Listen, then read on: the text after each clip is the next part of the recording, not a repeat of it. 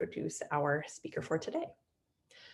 So today we are going to be focusing on the Assyrian Lamassu, and we're going to be hearing some different teaching strategies and thinking through some ways to reframe how we teach them for our survey classes. And I'm delighted to introduce our speaker today, Dr. Senta German. She is a professor at Montclair State University, where she teaches courses about the ancient Mediterranean. And so I'm sure people will have questions. And just as a reminder, if you could post them in the Q&A rather than the chat, that would be really helpful for us. And we will field those questions at the end once Senta is done sharing. So I'm going to turn it over to her. Thank you so much for joining us.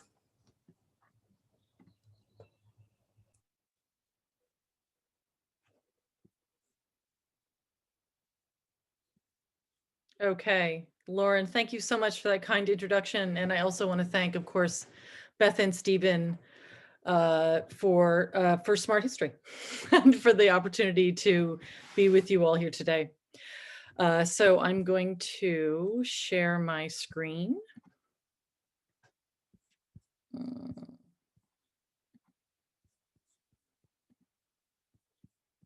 Which, I'm struggling with for reasons that are unclear to me. Hold on. Share screen. Wonder, there we are. Sorry. Okay. Are we all set? Looks great. Excellent. Okay. So we are here together today, and I thank you for your time to talk about the Assyrian Lamassu, which we see a photograph here. This is the pair that is, of course, from the Louvre, which is on the AP exam and often sort of the, shall we say, quintessential pair of Lamassu. I have, as you can see in the slide here, I'm just reminding you that Lamassu have a few different names, which I've listed there. And I also want to just introduce what I'm going to try to do today.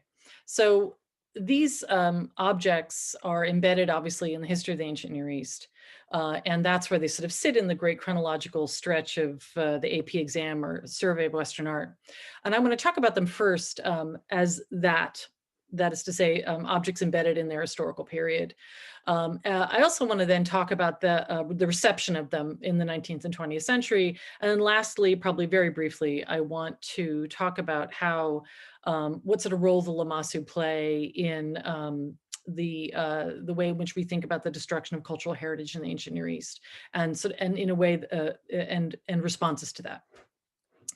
So again, indeed, to start with history. So the Lamassu are hybrid kinds of sculptures. They are human-headed, always male, and they wear crowns. Here we have double crowns, sometimes they're triple crowns.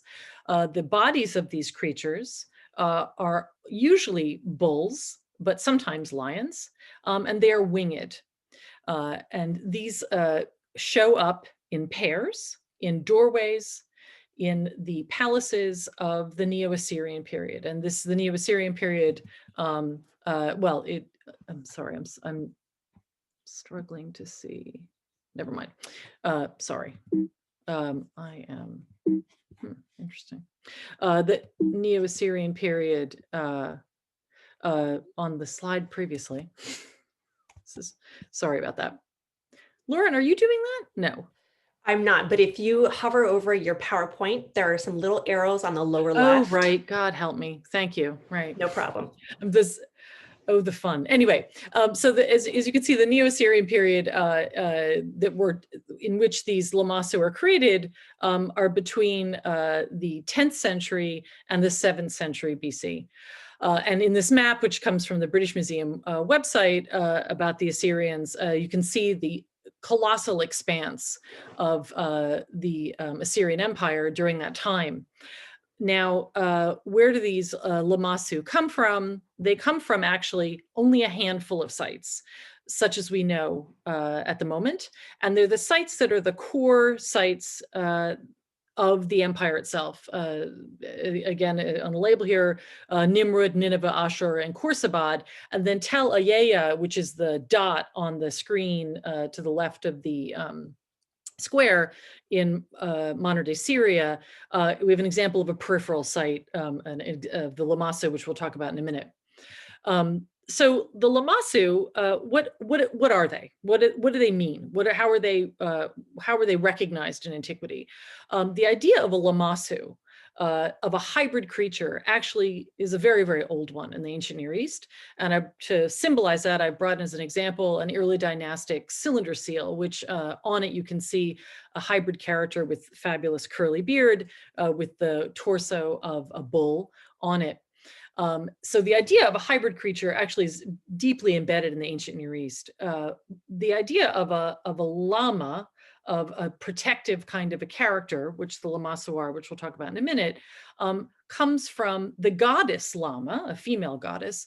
And we see from the Metropolitan Museum of Art an example from an earlier period, as you can see, image of a lama, a goddess with her hands raised in a position of being an intercessor. That is to say, somebody who is between the god and the person approaching the god. So a Lamassu is a combination of these sort of senses of a grand and powerful hybrid creature, but of a protective intercessor sort of a force.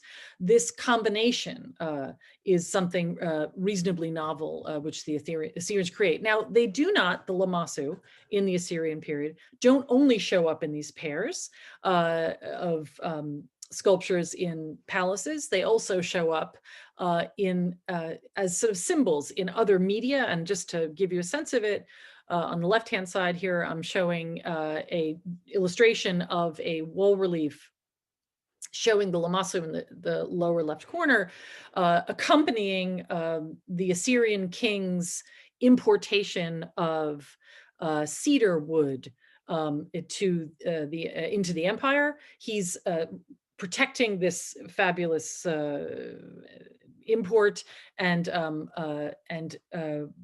represents the king as well. And then here, obviously, in this cylinder seal from the British Museum, we see these fabulous belted heroic characters standing on Lamassu. So although they are in other media, they're most prominently found in palaces. So these Lamassu, they mean protection, they mean guarding, and they mean a hybrid sort of fabulous, fearsome strength.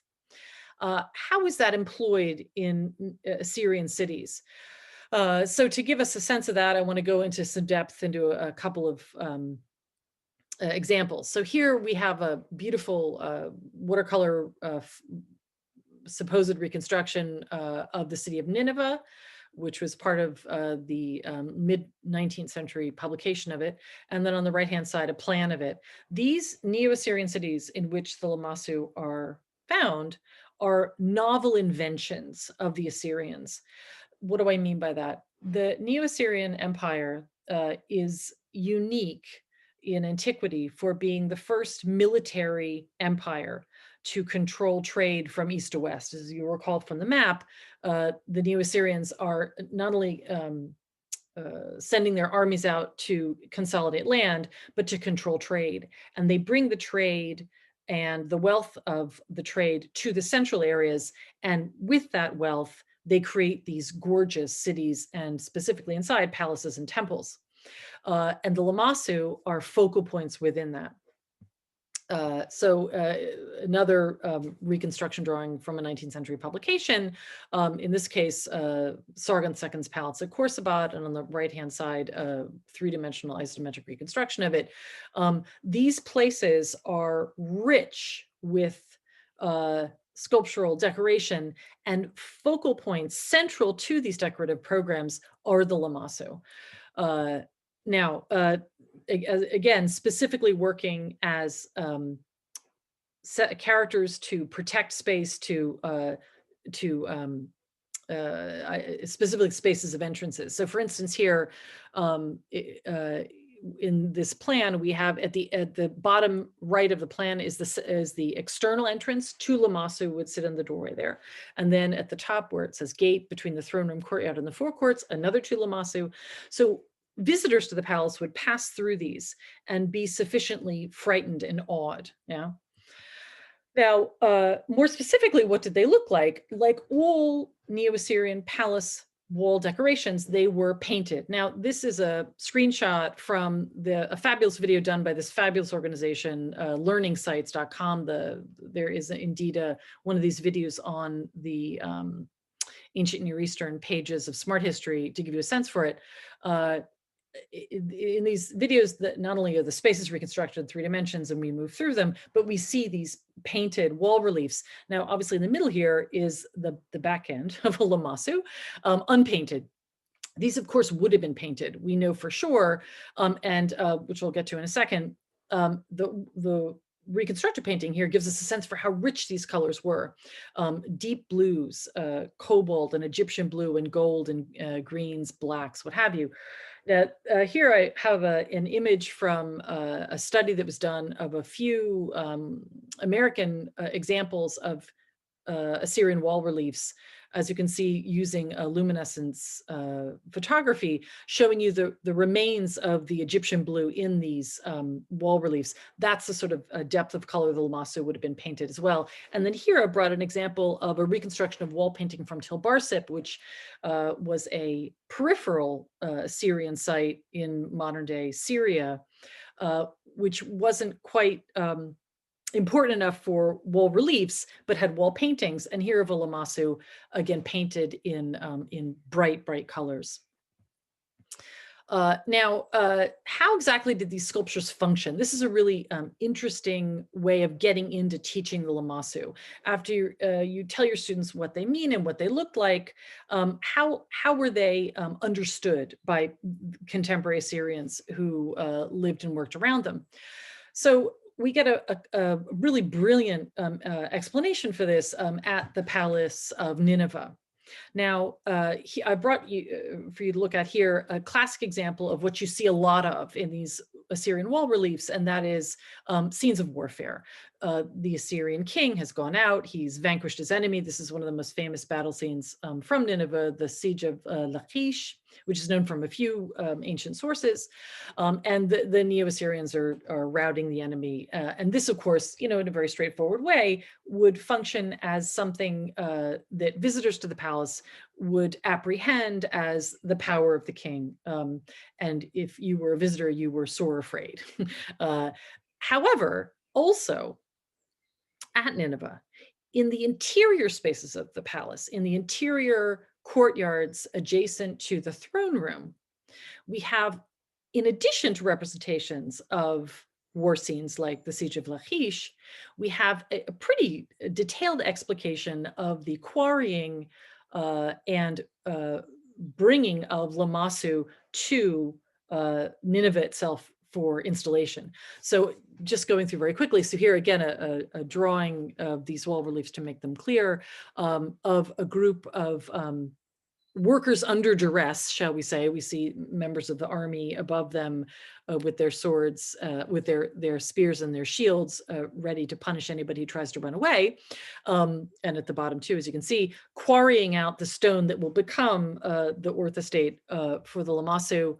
Oh, sorry. And then further along here, we see the Lamassu sort of worked out a bit, being dragged along from right to left toward Nineveh, presumably, and through a variable landscape. At the top, we see a lovely little river with fish and a boat and conifers at the bottom. Oops, sorry, I keep hitting the wrong button. And then further on, dragging the Lamassu now further through this riverine environment. And I've done it again. And then here, in a scene that would appear to be transporting the half-finished Lamassu off a form of transport to be pulled over a hill, we have Sennacherib himself, the ruler of Assyria at the time and the guy who's built the palace, observing the movement of the Lamassu. And in fact, on the carvings, of course, there's an inscription in various locations which say, I, Sennacherib, have brought this to beautify my palace. done it again. And then the last image in this series is, of course, the installation of the now completed carved Lamassu at Kuyunjik there at the Mount of Nineveh. So we're seeing inside the palace of Sennacherib at Nineveh, using the creation of the Lamassu as an example, not just of his power, but of the beautifying of his palace and his realm. So in the art of the Assyrians, they themselves saw the Lamassu as a focal point, just the way we, in studying the art of the ancient Near East, sort of see Lamassu as a focal point. Here, I just want to bring in two more examples quickly to show you the sort of, as it were, regionalism of these. The Lamassus, Nineveh, there are over 40 of them were discovered by excavators, and they are all monoliths, one limestone orthostate carved in the shape of this winged bull man. However, at Tel Ayeya and at the lesser mound of Nineveh at Tel Nebi Yunus, we see smaller and then composite examples here. So outside of the peripheral central sites, there were Lamassu, but maybe not as grand created. Incidentally, both of these examples have since been destroyed by IS, which we'll come to in a bit. Now, so the Lamassu, amazingly, Ashur-banipal, who is the last great Assyrian king, his reign ending in the beginning of the end of the 7th century, excuse me, this abruptly ends the use of Lamassu in palace spaces in the ancient Near East. It shows up once again, though, famously at Persepolis, the Persian site of Darius. Here's a photograph of it here, but not used in the same sort of Syrian context, more as a sort of touching back upon an ancient Near Eastern history. So hopefully that is that description of the sort of context of them and experience of them, of the Lamassu in their contemporary context, is useful. What's also really interesting about these objects is how they play such an important role in the reception of ancient Near Eastern art in the 19th and 20th century. So here we come back to our touchstone pair at the Louvre. These pair are actually part of the earliest excavations, were discovered in some of the earliest excavations of the ancient Near East. Now, here's a beautiful painting from the second campaign to Khorsabad by Pierre-Emile Botta, who digs first at Khorsabad in 1843. And here actually, of course, we have a doorway with a pair of Lamassu. And this shows you how in the discovery of these ancient Near Eastern Assyrian sites, the Lamassu are focal points. Now, very briefly, of course, the 19th century archaeological exploration of the Near East is part of a lot of things. It's part of the English and French and German, and to a lesser extent Americans, moving into areas of the Ottoman Empire, trying to explore sites that are named in the Bible, that are named in classical texts, and explore them in that very 19th century knowledge building kind of way. It's also a period of time, of course, which is the birth of the Universal Museum. And these are explorers looking for objects to bring back to European centers to kit out these museums. And it's also, of course, the birth of the field of archaeology, really, in the 19th century. And so these explorations at Assyrian sites, where we find the Lamassu, are part of that history and are the beginning of their reception. Now, here's a map to show you all of the places you can find Lamassu, and there are more of them outside of Iraq on this map than in Iraq itself. This is, of course, part of the story of their reception beginning in the 19th century. Here, of course, is a very famous pair in the British Museum, a pair in Berlin, in Istanbul, which is in not as great shape. Of course, the pair at the Metropolitan Museum of Art in New York and at the Oriental Institute in Chicago. These are all central viewing points of collections of ancient Near Eastern art, and seen as the most important piece among them. So back to the beginning of the excavations, Bota, and who is here standing in front of one of these original discoveries of a pair of Lamassu, obviously is French, and brings many pieces of Khorsabad, from Khorsabad back to France. But the guy who digs even longer at the site of Nineveh, of course, is Austin Henry Laird. And here's a beautiful watercolor of the excavations at Nineveh. These excavations were highly perilous, involved a lot of tunneling. This is a particularly evocative one, and again, sort of engages these ideas of the romanticism of Oriental lands and discovery of objects important to the West within them. Austin Henry Laird does something very important. He describes and illustrates his excavations at Nineveh. And his book, Nineveh and Its Remains, is wildly popular. This, of course, is also a moment when publishing becomes really important in the West, and the dissemination of knowledge through books begins to trickle down to not just academic audiences or elite audiences, but other social classes.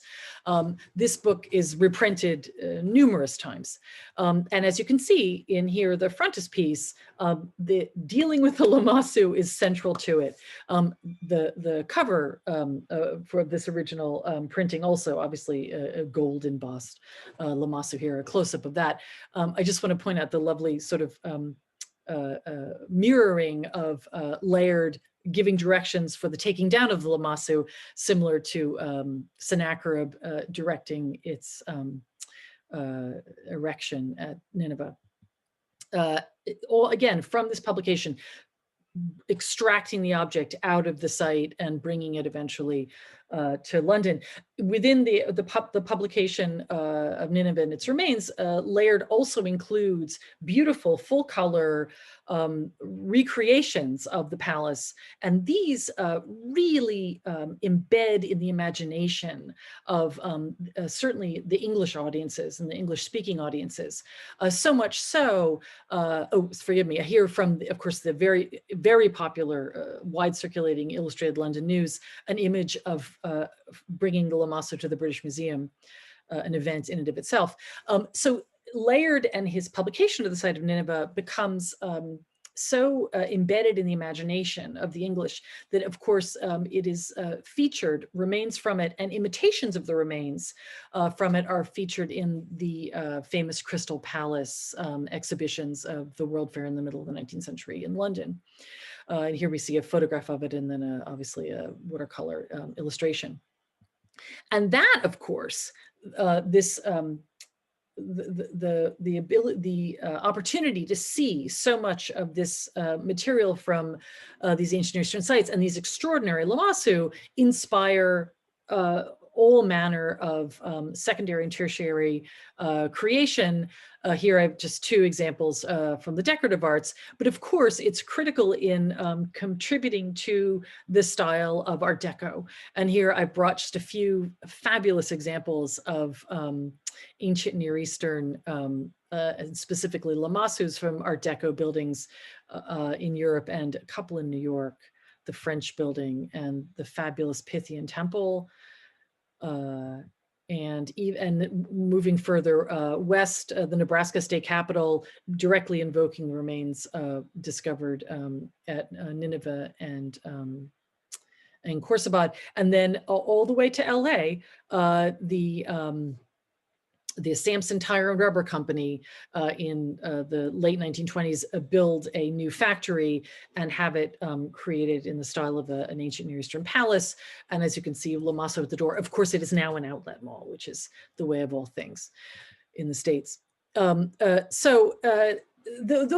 are all images and ideas to think with about talking about the reception of ancient Near Eastern art in general, and Lamassu in particular. Again, they are sort of focal points as they were in their own historical context, they become focal points again in the rebirth of Assyrian art as it's defined in the Art Deco period. So lastly, I want to talk about the way in which we Lamassu play a role in our understanding of the narrative of heritage and peril in the Middle East. So of course, here is a very unfortunate image of the destruction of the site of Nimrud by IS, by Islamic State, ISIS, Daesh, whatever you want to call it, in 2015.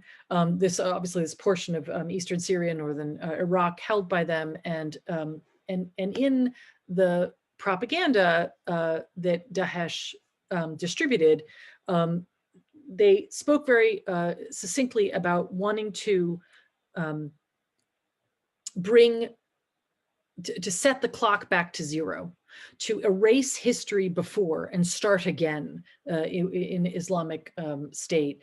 And necessary to do that, of course, is the destruction of what has come before, and not just the destruction of Western culture, but the destruction of their own ancient culture. This image, I'm sure many people are familiar with, part of a very impressively produced video by ISIS about the destructions of the Nergal Gate at Nineveh.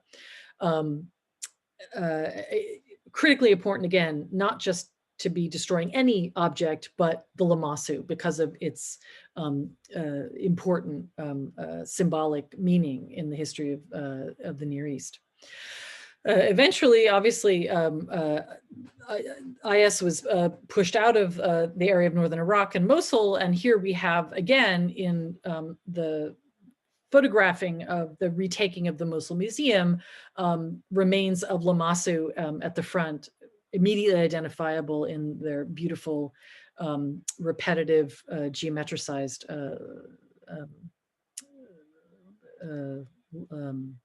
feathers of their wings. Now, how have people responded to this loss of heritage in the Near East?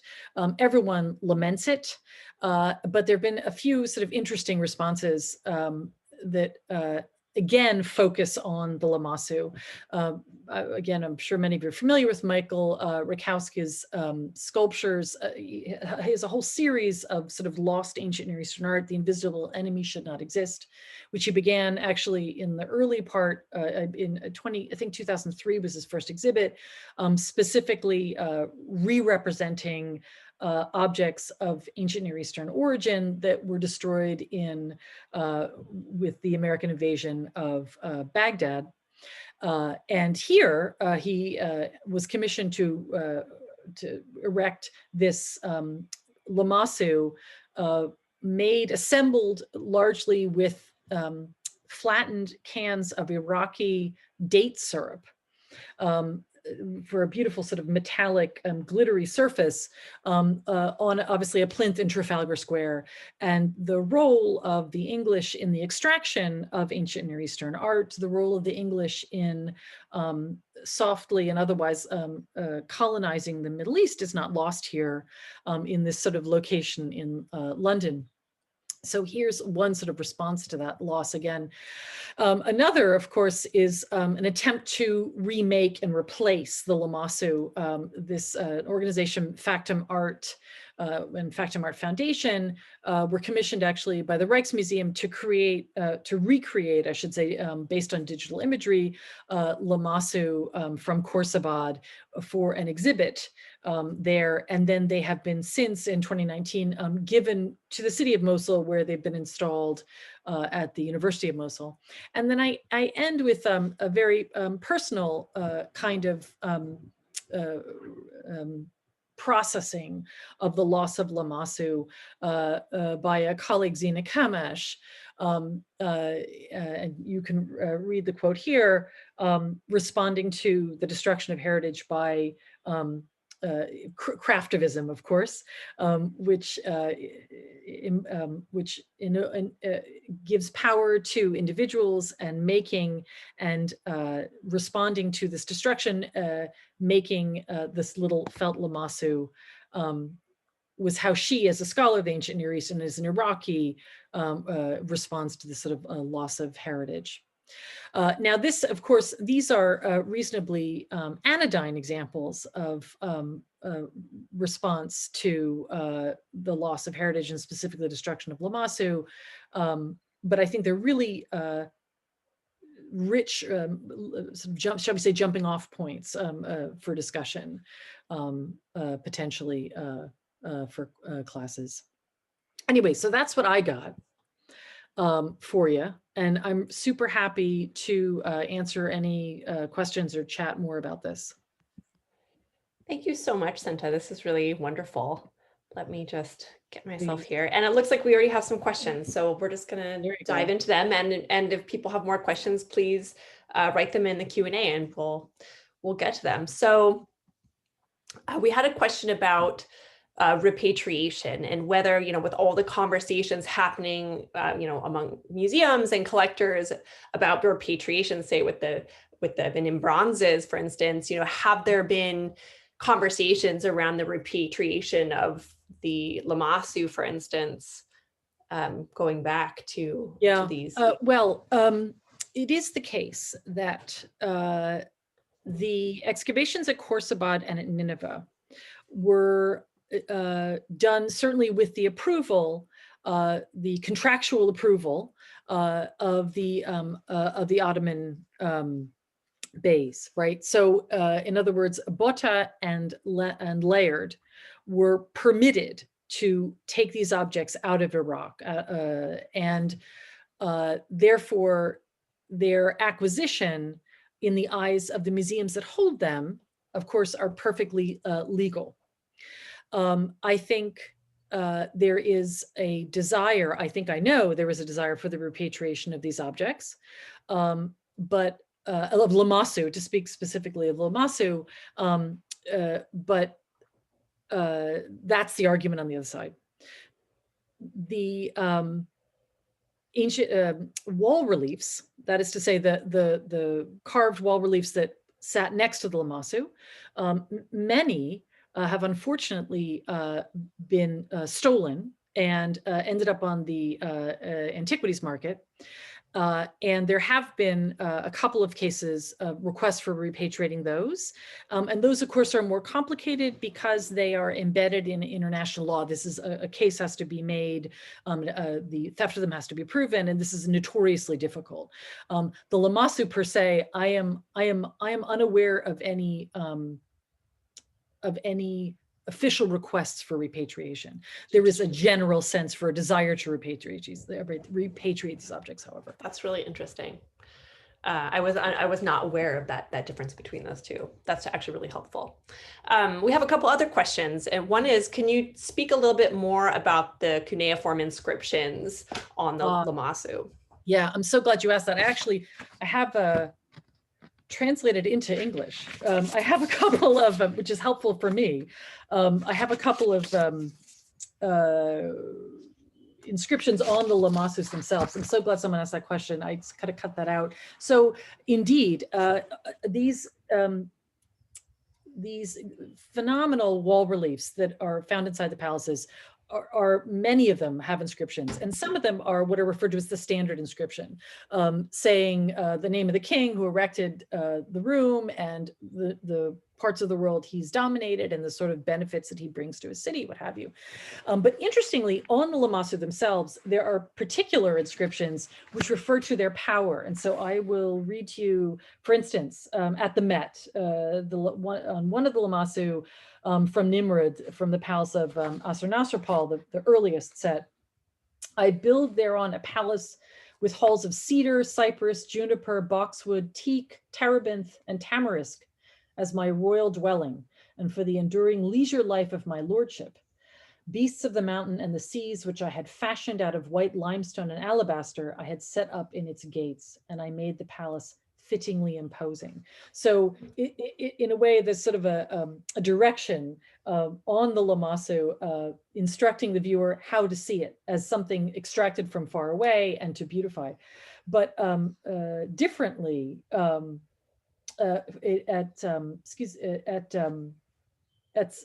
Nineveh, Sennacherib's wall reliefs that show the quarrying and movement of the Lamassu. The following is inscribed: Sennacherib, king of the world, king of Assyria, at the command of the god, white limestone for construction of my palace was discovered in the district of Balatai. I had men from enemy towns and the inhabitants of hidden mountain regions, conquests of my hands, wield iron picks and mason's picks, and I had a great bull colossi made for the gates of my palace. So again, it's such a focal point. Others have inscriptions that say things like, if you move this, you will be, the gods will get retribution. And I support warfare in no form whatsoever, but I think the guys that had that pneumatic drill on the Lamassu in that photograph have been punished by something. Oh, yeah. Those are so interesting just for the listing of materials and that evoking the materiality of those things. Those are really great. I don't think I was aware of those. We have a question about the crowns. And I was wondering about this too. What is the significance of having 2 to 3 crowns? Yeah, it's one crown, either double or triple horned. And it, like most things, more is better. But it identifies it identifies the Lamassu as a godly creature in the iconography of the ancient Near East, which is as detailed as the iconography of a French Gothic cathedral facade, I assure you. It was intimidating to me when I first learned both of those. The wearing of a single, double, or triple crown is exclusive to characters who are gods, who are kings who of course are deified, or characters like intercessors. So it's the hat tells you who you are, and the more crowns you have, the more layers of horns, the more important you are. That's useful information to know. And what about who would have seen the Lamassu, like when they were originally, installed in these, what types of people? Yeah, that's another really good question. I'm gonna go back to the.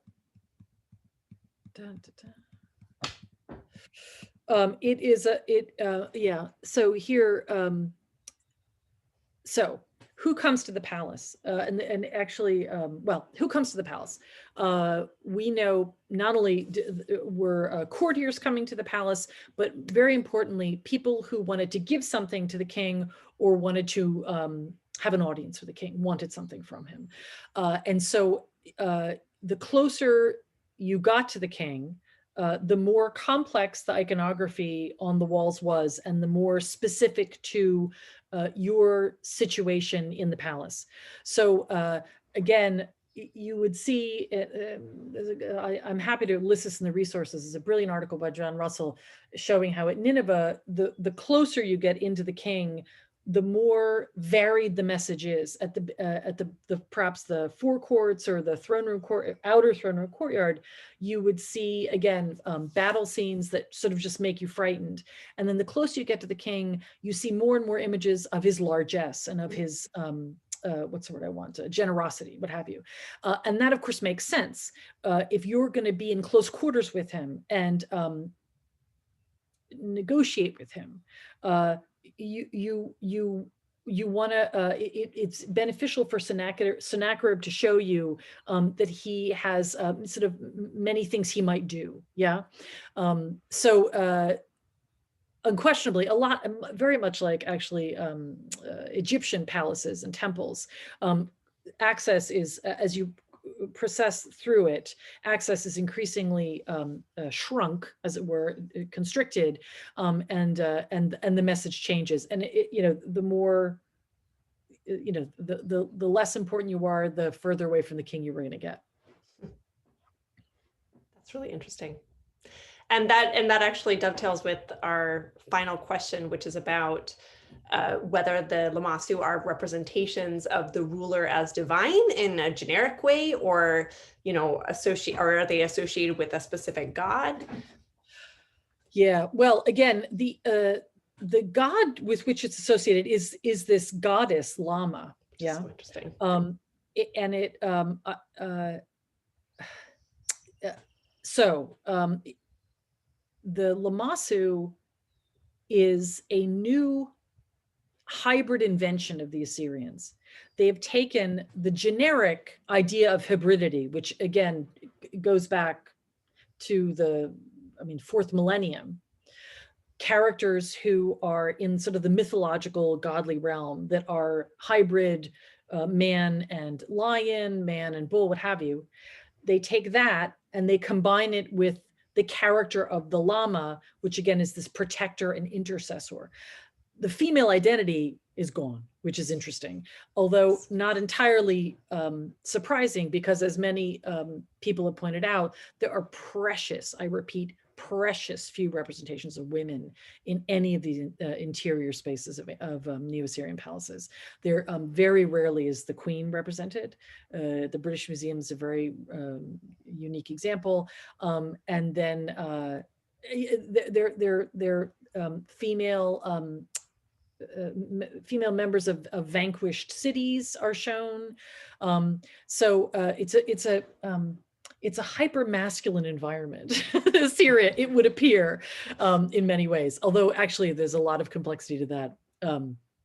I don't mean to. There's also some really interesting research about philological research about how in the Assyrian period, women, common women, that is to say, not kingly women of the social elite, actually had a surprising amount of autonomy. So I don't mean to paint some sort of one-dimensional masculinist past of the Assyrians at all, but within the iconography of the palaces, not a lot of ladies.